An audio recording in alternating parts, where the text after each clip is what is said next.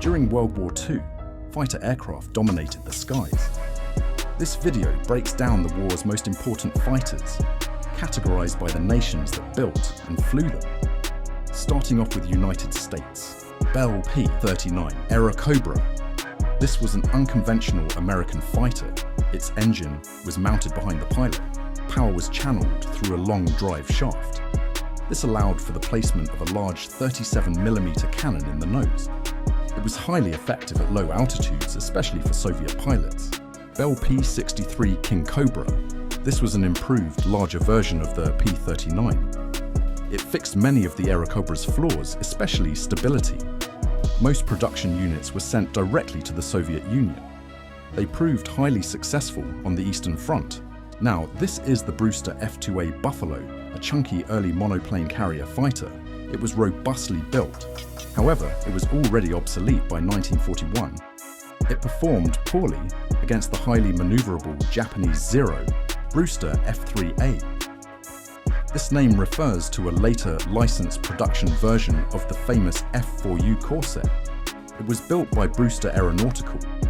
This helped supplement Vaught's own struggling production capacity. Curtiss P-36 Hawk, this pre-war. American design was known for its durability. While quickly superseded by newer planes, it saw action early in the war, particularly with the French Air Force. Curtiss P-40 Warhawk, the iconic fighter of the Flying Tigers. It was reliable and incredibly tough. Though not the fastest climber, its ruggedness and speed in a dive made it a deadly opponent. General Motors FM Main E1 Wildcat, as Grumman focused on the Hellcat, General Motors took over production of the older F4F. This early version was essential for early escort carrier operations. Next, General Motors FM2 Wildcat, a significant modernization of the Wildcat design. It featured a much more powerful engine. This helped maintain its usefulness throughout the war, especially on smaller carriers. Next, Goodyear FG-1 Corsair. This was Goodyear's production line versions of the famous bent wing fighter. Building it under license ensured massive quantities could be supplied quickly to the US Navy and Marines. Next, Grumman F-3F, the last biplane fighter adopted by the US Navy. It was a beautiful, powerful aircraft. However, it was firmly rooted in the 1930s and obsolete when the war began. Grumman F-4F Wildcat, a rugged, dependable carrier fighter. Its innovative folding wings were key for carrier storage. It used the defensive thatch-weave tactic effectively to counter the faster Zero. Grumman F-6F Hellcat, designed specifically to destroy the Zero. It was rugged, powerful, and forgiving to fly. It achieved the highest kill ratio of any US Navy fighter in the Pacific. Next, Grumman F-7F Tigercat, a massive, powerful twin-engine, naval heavy fighter. It was fast and heavily armed. Although designed too late for widespread combat, it was a beast of an airplane. Up next, Grumman F-8F Bearcat, the ultimate US piston engine naval fighter. It was light and possessed incredible climb performance. It arrived too late to see significant combat during World War II.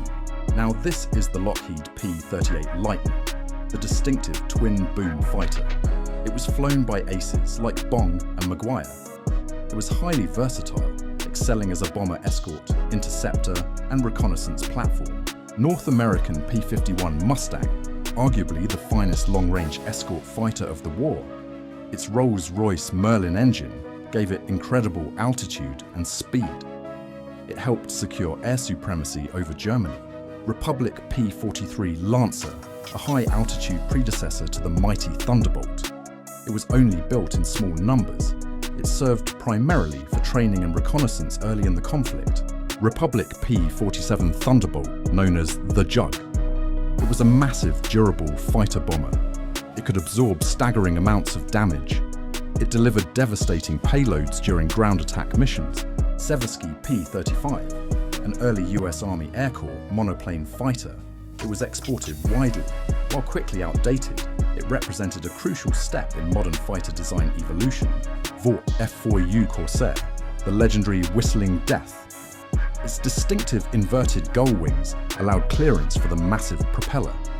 It was deadly in the hands of Navy and Marine pilots, especially late war. Now let's look at Germany. Dornier Do 335 Fire, the unique arrow. It used a push-pull engine configuration. It was incredibly fast, potentially the fastest piston engine aircraft of the war. It arrived too late to be effective. Focke-Wulf 190, the German Butcherbird. This radial-engined fighter was heavily armoured and exceptionally rugged. It excelled at lower altitudes and ground attack roles throughout the war. Focke-Wulf TAR 152, Kurt Tank's final piston engine masterpiece. It was a high-altitude interceptor refinement of the FW190. It was exceptionally fast, but produced in extremely tiny numbers. Focke-Wulf TAR 154, known as the Mosquito due to its wood construction. It was intended as a fast night fighter. However, technical flaws and material shortages doomed the project. Heinkel 100, a very fast but fragile pre-war German fighter prototype. Though extremely quick, it lost the vital production contract to the Bf 109. Heinkel 112, a strong rival to the Messerschmitt Bf 109 during the 1936 competition. It was eventually exported to nations like Romania and Spain. Heinkel 162 Volksjäger, the People's Fighter. This was a tiny, hastily built jet. It was meant to be flown by relatively inexperienced pilots in a last-ditch defense. It was fast but extremely dangerous. Heinkel 219, an outstanding German twin-engine night fighter. It pioneered features like the ejection seat and effective radar integration. It was highly successful despite low production. Next, Messerschmitt Bf 109, the primary fighter of the Luftwaffe for the entire war. Versatile and constantly upgraded. It was one of the most widely produced aircraft in aviation history. Messerschmitt Bf 110 Zerstörer, the Destroyer. A twin-engine heavy fighter. It dominated early on. However, it proved highly vulnerable to modern single-engine fighters during the Battle of Britain. Messerschmitt 163 Comet, the only operational rocket-powered interceptor. It was blindingly fast. However, its volatile fuel and extremely short endurance made it highly hazardous for its pilots. Messerschmitt 210, the original ME-210 program, was deeply troubled. It was significantly improved and modernized into the ME-410, which acted successfully as a bomber destroyer. Messerschmitt 262 Schwalbe, the world's first operational jet fighter. It was revolutionary and devastatingly fast.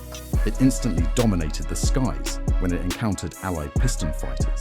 Up next, Messerschmitt 410, a vast improvement over the problematic 210 design. This twin-engine heavy fighter and bomber destroyer saw dedicated service on the Western Front.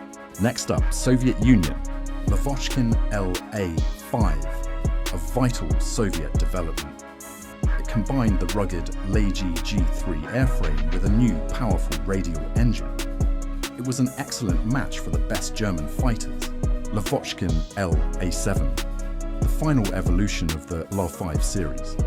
It was one of the best Soviet fighters of the war. Its light structure and superb power-to-weight ratio gave it fantastic performance. Lavochkin Lag-1, an early, wooden Soviet fighter prototype. It was crucial in testing out the new construction methods that paved the way for the more successful Leiji G3. Lavochkin Lag-3, the wooden Soviet fighter that earned the unflattering nickname Varnished Coffin. It suffered from being overweight and underpowered early on. It was later dramatically improved. Lavochkin La-9, a high-performance Soviet fighter that entered service right at the conclusion of the war. It was a potent successor to the La-7. Then, Lavochkin La-11, another late-war post-war development. It primarily served as a long-range escort fighter. It was the final evolution of the great wartime Lavochkin series. Mikoyan Gurevich 1, an early high-altitude Soviet interceptor. It was intended to fly high and fast. It proved difficult to handle and required immediate refinement to become operational. Mikoyan Gurevich 3, the refined version of the Mi-G1. It excelled at high-altitude performance. However, it was less effective in the low-level dogfights common across the Eastern Front. Petlyakov PE-3, a dedicated heavy fighter and night fighter version of the P-2 airframe. It was used extensively for defense around Moscow and as a long-range escort. Polikarpov I-15 Chaika, a distinctive Soviet biplane fighter used early in the war. Its gull wing design gave it excellent maneuverability. It was quickly replaced by monoplanes. Polikarpov I-16 Rata, the stubby, groundbreaking Soviet monoplane. It was one of the world's first low-wing fighters with retractable landing gear. It saw intense early combat. Then, Polikarpov I-153 Chaika, the final refinement of the I-15 biplane series. It featured retractable landing gear. It was surprisingly effective in early combat against German monoplanes. Yakovlev Yak-1, the foundational design for the successful Soviet Yak series. It was fast, light, and easy to mass produce. It became a true workhorse of the Soviet Air Force. Yakovlev Yak-3, a dramatically lightened and refined version of the Yak design. Pilots considered it highly maneuverable. It was deadly at low to medium altitudes on the Eastern Front. Up next, Yakovlev Yak-7, originally designed as a two-seat trainer. It was successfully converted into a highly capable single-seat fighter. It was easy to build and maintain in tough conditions. Yakovlev Yak-9, the most numerous and versatile of the Soviet fighters. It could be configured for almost any mission, from long-range escort to tactical ground attack. Now let's look at United Kingdom. Blackburn Rock, a truly ill-fated British naval fighter. It utilised a bizarre 4-gun dorsal turret system. It proved slow and completely unsuccessful in combat due to weight and drag. Blackburn Skua, a two-seat dive bomber and fighter used by the Fleet Air Arm. It was relatively slow but managed to achieve the first British air-to-air victory of the war. Now this is the Bolton Pool Defiant, a controversial British fighter design. It relied entirely on a 4-gun dorsal turret. It suffered heavy losses in daylight but found limited success as a night fighter. Bristol Beaufighter, the Whispering Death, a superb heavy twin-engine fighter. It was highly effective in night fighting, torpedo attacks and devastating ground strafing missions. De Havilland Mosquito, the Wooden Wonder, an incredibly fast multi-role aircraft. Constructed primarily of wood, it excelled as a fighter, bomber and pathfinder due to its phenomenal speed. The next one, Fairey Firefly, a successful two-seat naval fighter and reconnaissance aircraft. It possessed excellent endurance and visibility, making it key for fleet air arm operations. Fairey Fulmar, a fleet air arm fighter, based on the earlier Fairey battle bomber design. It was durable, however it lacked the speed to compete with dedicated land-based German fighters. Gloucester Gauntlet, an early 1930s biplane fighter. It was completely obsolete by the start of the war. It was quickly relegated to training duties. Gloucester Gladiator, the RAF's last biplane fighter. It saw heroic action in the defense of Malta and Norway. It was rugged but truly outmatched by German monoplanes. Gloucester Meteor, the RAF's first operational jet fighter. Although developed during the war, the Allies purposefully avoided deploying it over Axis territory to maintain secrecy. Hawker Fury Sea Fury. While the Fury was a pre-war biplane, the Sea Fury was an ultimate post-war evolution. It was an ultimate expression of piston power, too late for World War II combat. Now, this is the Hawker Hurricane, the unsung hero of the Battle of Britain. Though slower than the Spitfire, its rugged structure and simple maintenance made it essential. It accounted for the majority of early victories. Hawker Sea Hurricane, the navalized version of the Hurricane. It was often launched via catapult from merchant ships to defend convoys, a desperate but effective measure. Now this is the Hawker Tempest, a significantly improved evolution of the Typhoon. It was exceptionally fast at low and medium altitudes. It was vital in countering the V-1 flying bombs late in the war. Hawker Typhoon, a massive, powerful fighter initially plagued by engine issues.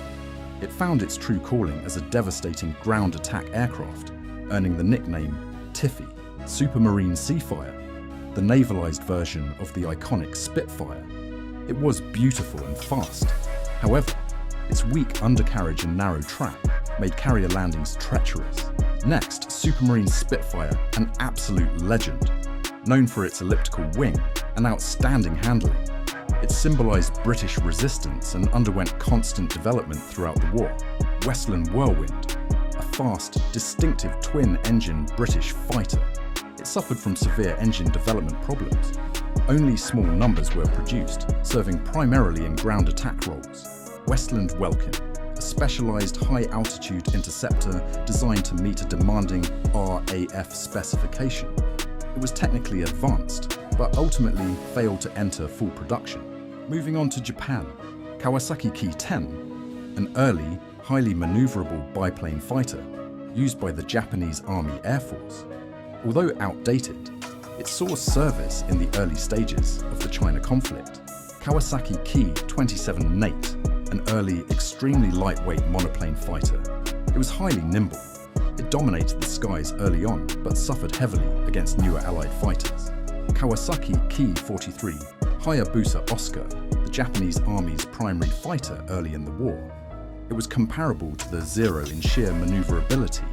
Allied pilots quickly nicknamed it Oscar. Kawasaki Ki-44 Shoki Tojo, a dedicated interceptor prioritizing speed and climb rate over extreme maneuverability. It was used primarily for homeland defense against B-29 raids. Up next, Kawasaki Ki-45 Toryu Nick, a successful twin-engine heavy fighter. It proved highly effective in night fighting and anti-shipping roles, especially against Allied bombers. Kawasaki Ki-61 Heian Tony, the only major Japanese fighter powered by a license-built German liquid-cooled engine. It offered superior speed and diving performance compared to its radial-engined peers. The next one, Kawasaki Ki-84 Hayate Frank, considered by many to be the best Japanese Army fighter of the war. It was fast, heavily armed and highly maneuverable, though maintenance demands were crippling. Kawasaki Ki-100, a remarkable late war fighter. It was created by adapting the excellent Ki-61 airframe to fit a robust radial engine. It was an instant, high-performing success. Now, this is the Kawasaki Ki-102, a heavy fighter developed late in the war. It was versatile, operating both as an interceptor and as a heavy ground attack platform. Kawanishi N1K Shiden George. This excellent fighter was a land-based derivative of a powerful floatplane design. It was rugged and highly effective when it finally reached frontline units. Kawanishi N1KJ Shiden Kai, the Violet Lightning, an outstanding late-war naval fighter. It was highly maneuverable and tough, surprising Allied pilots with its capabilities. Kawanishi N1K1 Kyofu Rex, a powerful, high-performance floatplane fighter. It was designed primarily for air superiority in areas lacking conventional airstrips. Mitsubishi A5M Claude, the first monoplane fighter used by the Japanese Navy. It was influential, seeing extensive action in China before the Pacific War began. The next one, Mitsubishi A6 Samsem Zero, the legendary Japanese Navy fighter, extremely light and long-ranged. Its early dominance forced the Allies to completely rethink fighter combat tactics. Mitsubishi J2M Raiden Jack, a land-based interceptor with a focus on high speed and climb rate. Its stubby appearance was necessary to accommodate the massive engine. Then, Nakajima Ki-27 Nate, this early Japanese army fighter, was produced in large numbers by Nakajima. It was extremely agile, but its fixed landing gear quickly made it obsolete. Nakajima Ki-43 Hayabusa Oscar. Nakajima was the major producer of this versatile and successful army fighter. It was known for its superb agility and lightweight construction. Nakajima Ki-44 Shoki Tojo. Nakajima also manufactured this powerful focused interceptor. It was designed to maximize climb and speed for challenging Allied heavy bombers. The next one, Nakajima Ki-84 Hayate Frank. This was the superb late-war army fighter produced by Nakajima. It was exceptionally powerful when mechanics could keep its temperamental engine running. Nakajima A6M2N Roof, the floatplane version of the formidable Zero fighter. It was used primarily for defending remote island garrisons and reconnaissance missions. Nakajima J1N Gecko Irving, a successful twin-engine night fighter. It utilized upward and downward firing cannons, pioneering the use of the German Schräger music concept. Moving on to Italy, Ambrosini SI-207, a lightweight Italian interceptor. It was constructed almost entirely of wood. It showed impressive speed, but never achieved widespread production. Caproni Vizsla F5, an early Italian monoplane prototype. It was only built in small numbers for evaluation purposes and never reached full service. Fiat CR-32, a highly successful Italian biplane fighter. It saw extensive use during the Spanish Civil War, though it was completely obsolete by World War II. Fiat CR-42 Falco, one of the last frontline biplane fighters. It was highly maneuverable, but slow. It saw combat over the Mediterranean, an early Battle of Britain. Fiat G50 Freccia, an early Italian monoplane fighter. It was structurally sound, though its open cockpit and weak armament limited its effectiveness against Allied planes. Fiat G55 Centauro, one of the superior Series 5 Italian fighters. It utilized the powerful German Daimler-Benz engine.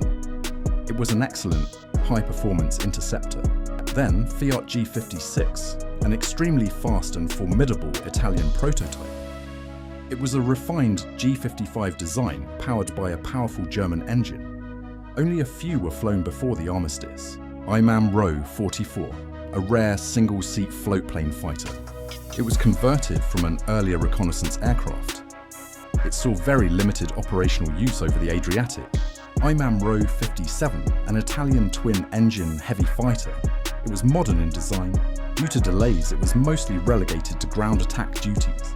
Machi C-200 Saetta, a robust and widely used Italian fighter. It suffered initially from a lack of engine power and weak armament, but it was a very stable platform. Machi C-202 Folgore, the Thunderbolt. This aircraft transformed Italian air power. It was the C-200 airframe fitted with a powerful German liquid-cooled engine. It was a true contender. Machi C-205 Veltro, the final, highly refined evolution of the Machi series. It was considered the best Italian fighter of the war, possessing exceptional speed and handling. Reggiane Re 2000 Falco 1, an advanced Italian design utilizing an elliptical wing, much like the Spitfire. It was highly maneuverable but faced engine reliability issues. Reggiane Re 2001 Falco 2, a refined version of the Re 2000. It was powered by a license-built German liquid-cooled engine. This offered greatly enhanced performance. Up next, Reggiane Re 2002 Ariete, a powerful fighter-bomber variant. This reliable aircraft saw extensive use in ground attack and close air support missions across North Africa. Next, Reggiane Re 2005 Sagittario, another of the superior Series 5 Italian fighters. It was technologically excellent and highly competitive, but few were completed before the Italian surrender. Now let's look at France. Arsenal VG-33, a highly promising wood-constructed French fighter. Its development was cut short by the 1940 invasion. If built, it could have been a strong contender. Bloch MB-150, an early bulky French fighter. It had a highly troubled development process. The MB-151 and 152 models were more reliable derivatives. Bloch MB-151-152, the primary French fighter derived from the MB-150. It was robust, but was inferior in speed and climb rate to the German Bf-109. Bloch MB-155, a short-lived, improved version of the Bloch series.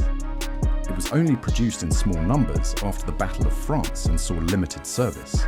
Caudron C-714, a lightweight, cheap French fighter designed for rapid wartime production.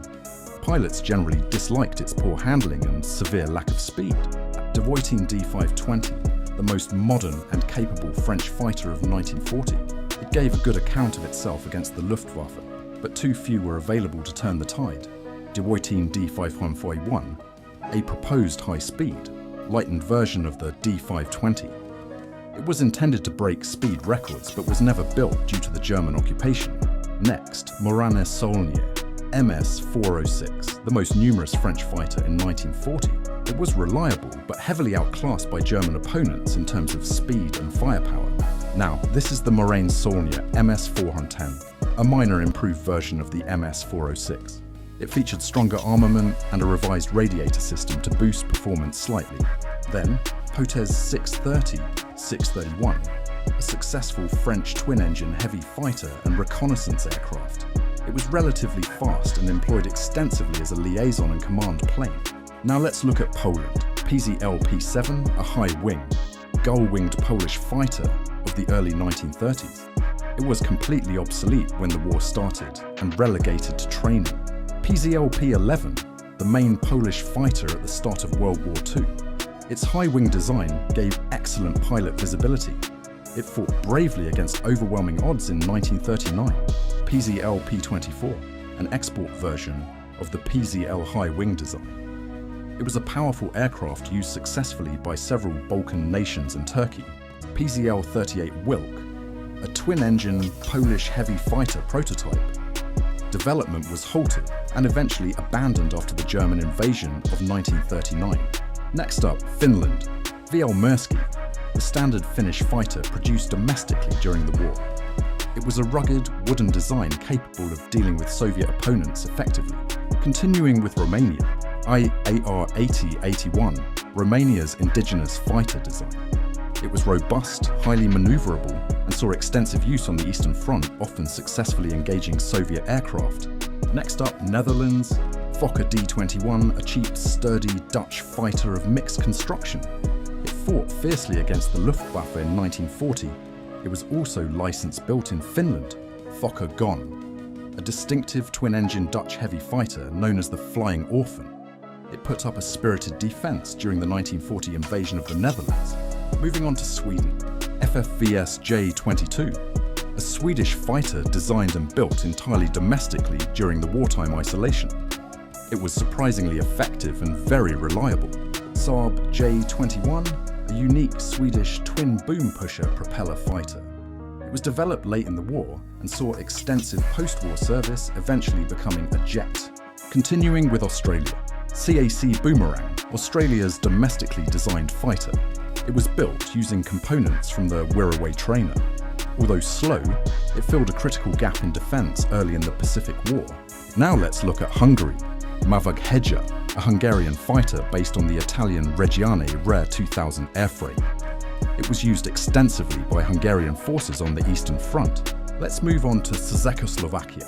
Avia B-534, a highly successful pre-war Czechoslovak biplane fighter. It saw limited service with Hungary and other Axis allies early in the conflict. Avia B-135, a Czech fighter prototype based on the B-35. Production was halted by the German occupation, though the design was later exported to Bulgaria. Finally, we have Yugoslavia, IK-3, a highly advanced pre-war Yugoslav fighter. It had combat potential comparable to the Hurricane. Unfortunately, nearly all were destroyed during the 1941 invasion.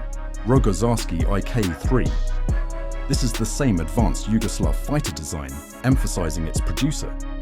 It gave an outstanding account of itself during the brief defense of Yugoslavia in April 1941.